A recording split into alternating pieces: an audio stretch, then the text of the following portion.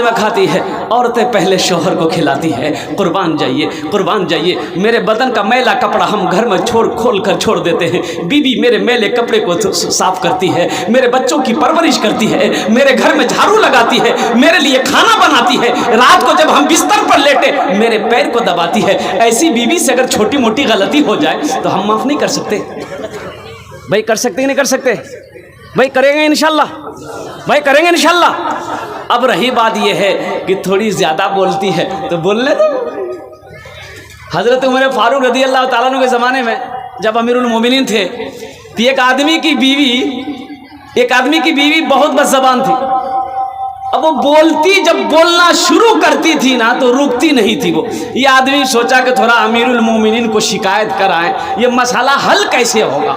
तो वो बीवी की शिकायत लेकर हज़रत उमर फारूक रज़ी अल्लाह ताला अन्हु के घर पहुँचे तो पर्दा लगा हुआ है। तो वो बैठक में, बेचारे बैठक में रुके कि हज़रत अमीरुल मोमिनीन निकलेंगे तो हम अपने शिकायत पेश करेंगे।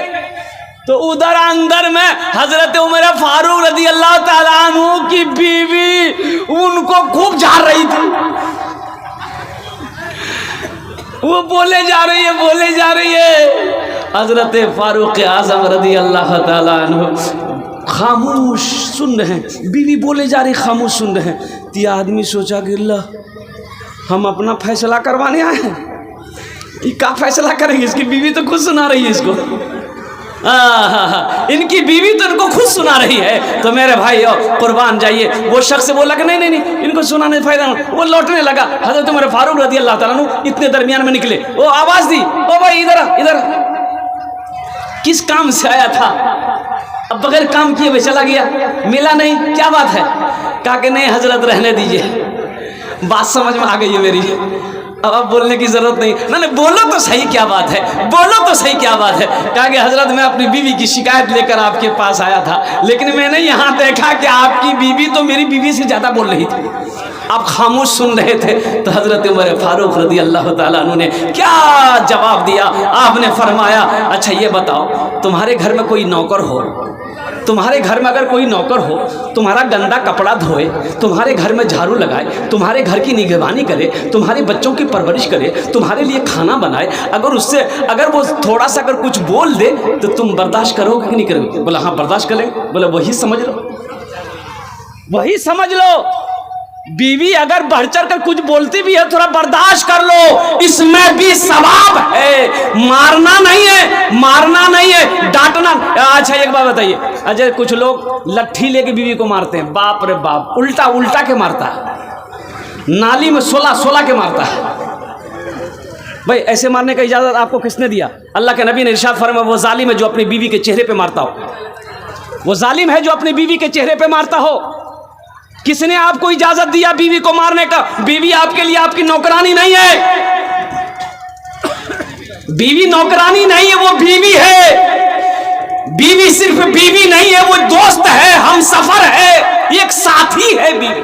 हुन्ना लिबासुल लकुम व अंतुम लिबासुल लहुन्ना। अल्लाह का कुरान कहता है कि मर्द औरत का लिबास है, औरत मर्द का लिबास है, औरत मर्द का लिबास है, मर्द औरत का लिबास है। ये तुम्हारी नौकरानी नहीं है कि तुम उसे मारोगे, तुम्हारे घर की काम नहीं करेगी, मारोगे। वो उनका अखलाक है, वो खाना बना के खिला दे तो उनका शुक्रिया अदा करो, उनका शुक्रिया अदा करो। अल्लाह अकबर कबीरा। ऐसे ही एक औरत शोहर को सुना रही थी, शोहर को कोस रही थी, रोड के साइड में घर था, ले झगड़ा। अब बेचारा ये शोहर बुधवा बेचारा कामूस बेटा सुन रहा था। बस्ती वाला जमा हो गया, बोले गए मुन्नार में छोड़ माफ कर दे तो शोहर छोक माफ कर दे। तो बोले कि ठीक है तुम जब बोलो ही तो मैं छोड़ दे, लेकिन अल्लाह रे यहाँ सुपुर्द कर दे, बोलते ना अल्लाह की यहाँ सुपुर्द कर दे रहे हैं हम। तो वो दुआ कर दी आंचल उठा के, या अल्लाह अगर वो गलत है तो मर जाए, या अल्लाह अगर हम गलत है तो हम बेवा हो जाए। समझे? दोनों तरफ से तुम ही जाओ। हाँ हाँ हाँ, वो गलत हो तो वो मर जाए, अगर हम गलत हैं तो हम बेवा हो जाए। शरीयत ने मारने का हुक्म दिया है, कैसे मारने का हुक्म दिया है? एक बात याद रखो, ओह बीवी से अगर कोई भूल हो जाए, कोई गलती हो जाए तो पहले मोहब्बत से समझाओ। अगर मान ले तो अल्हम्दुलिल्लाह, ना माने फिर भी ना माने तो उसके हाथ का बनाया हुआ खाना खाना छोड़ दो। कि ती खाना बनाबो मैं नहीं खाम, ती मोर बात नहीं मानो ही, ती मोर बात नहीं सुनबो, तुम तोर हाथों खाना नहीं बना नहीं खाम। फिर भी बीवी ना माने तो उससे बिस्तर अलग कर लो। फिर भी बीवी ना माने तो अपने यहाँ का 5 आदमी, उसके मैके का 5 आदमी को बुलाओ, 10 आदमी समझाओ। फिर भी जब ना माने तो हल्का फुल्का मारो। कैसे मारो? हल्का फुल्का किसको कहता है? ए मुन्निरमा, अरे हल्का फुल्का इसी को कहते हैं कि जिस्म में निशान ना पड़े, जिस्म में निशान ना पड़े, चोट का निशान ना पड़े। हल्का फुल्का इसे ही कहता है कि दौड़ा दौड़ा के मारोगे। इजाज़त तुम्हें किसने दे दिया मेरे बच्चों, मेरे नौजवानों? अल्लाह के नबी सल्लल्लाहु अलैहि वसल्लम ने इरशाद फरमाया, तुम में सबसे अच्छा वो है जो अपने बीवी के साथ अच्छा सलूक करता हो। इंशाअल्लाह हाथ उठाओ, अपने बीवी के साथ अच्छा सलूक करेंगे अल्हम्दुलिल्लाह। अल्लाह हमारे नौजवानों को अल्लाह अपनी बीवी के साथ, अपने घर वालों के साथ अच्छा सलूक करने की तौफीक अता फरमा दे। घर के अंदर में मियाँ बीवी के अंदर में बेपनाह मोहब्बत पैदा फरमा दे। घर के अंदर में चैन और सुकून पैदा फरमा दे। या अल्लाह हर घर में रहमतों का, बरकतों का नुज़ूल अता फरमा दे। बहुत तेज़ी के साथ वक्त गुजरता चला जा रहा है। मौजूद सामीन किराम, औरत की तरफ से, ये नौजवानों मियाँ बीवी की तरफ से बस कुछ पैगाम थे, मैंने आपकी बारगाह तक पहुँचाया है। मौजूद सामीन किराम, ये मदरसे का जलसा है। मदरसा किसका घर है? अल्लाह के रसूल का घर है। मदरसा किसका घर है? अच्छा देखिएगा, कुछ लोग मदरसों से बुग़्ज़ रखते हैं, कुछ लोग मदरसों को पसंद नहीं करते, जबकि जानते हैं, आपको पता है मौलाना असद मदनी ने फरमाया था, मद्दज़िल्लहुल आली ने, कि लोगों, मौलाना वली रहमतुल्लाह अलैह खान का मुंगेर ने ओ उड़ीसा की सरजमीन पर लाखों लोगों के दरमियान में फरमाया था कि लोगों सुनो, ये मदरसे दीन के किले हैं। ये मदरसे जब तक चलते रहेंगे चांद सूरज चमकता रहेगा। जिस दिन मदरसा बंद हो जाएगा, ये सूरज का निकलना भी डूबना भी बंद हो जाएगा। अच्छा, मदरसे में मैं आपको बताऊं क्या मेरे भाई, अल्लाह अकबर कबीरा, अपने बच्चों को कुरान पढ़ाओ। मैं तो कहता हूं कि हर आदमी को इतना इल्म होना चाहिए कि बाप मर जाए तो खुद जनाजे की नमाज पढ़ाए।